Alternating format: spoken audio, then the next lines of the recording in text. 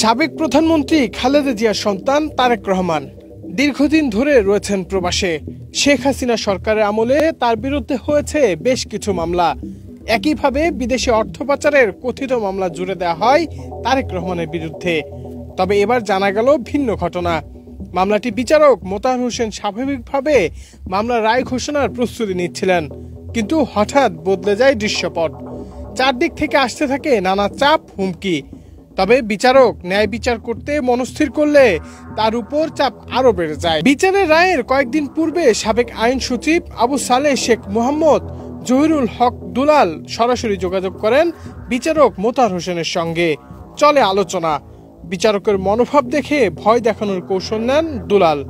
ধানমন্ডিতে উচ্চ আদালতের এক বিচারপতির বাসায় ডাকা হয় মোতাহার হোসেনকে। সশস্ত্র কয়েকজন গোয়েন্দা কর্মকর্তাকে সঙ্গে নিয়ে সেখানে উপস্থিত হন জহিরুল হক দুলালও। এক পর্যায়ে প্রাণনাশের ভয়ভীতি দেখিয়ে বিচারককে বলা হয় দুদকের লেখা রায় পড়তে।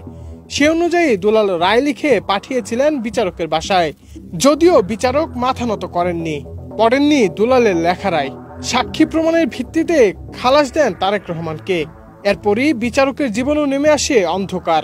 নানা চাপের মুখে ছাড়তে হয় দেশের মাটি। মানবজমিনের সঙ্গে আলাপকালে এসব বিষয় নিয়ে জানান বিচারক মোতাহার হোসেন। অর্থ পাচার মামলায় তারেক রহমানের বিপক্ষে করা অভিযোগের কোনো তথ্য প্রমাণ ছিল না উল্লেখ করে মোতাহার হোসেন বলেন, রাজনৈতিক কারণে হয়রানি করার উদ্দেশ্যে এই মামলায় তারেক রহমানকে জড়ানো হয়। সম্পূরক চার্জশিট দিয়ে তাকে অভিযুক্ত করে এ মামলায় চার্জশিট দাখিল করা হয়েছিল। মোতাহার হোসেন আরো বলেন, দোষ না থাকার পরও বিদেশে অর্থ পাচার মামলার রায়ে যেন তারেক রহমানকে সাজা দেওয়া হয়, সেজন্য সাবেক আইন সচিব দুলাল তাকে একের পর এক চাপ দিতে থাকেন।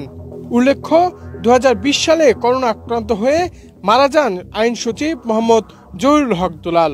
তবে দীর্ঘদিন ধরে প্রবাসে থাকা এই বিচারক শেখ হাসিনা সরকার দেশ থেকে পালিয়ে যাওয়ার পর তিনিও দেশে ফিরতে চান বলে জানিয়েছেন।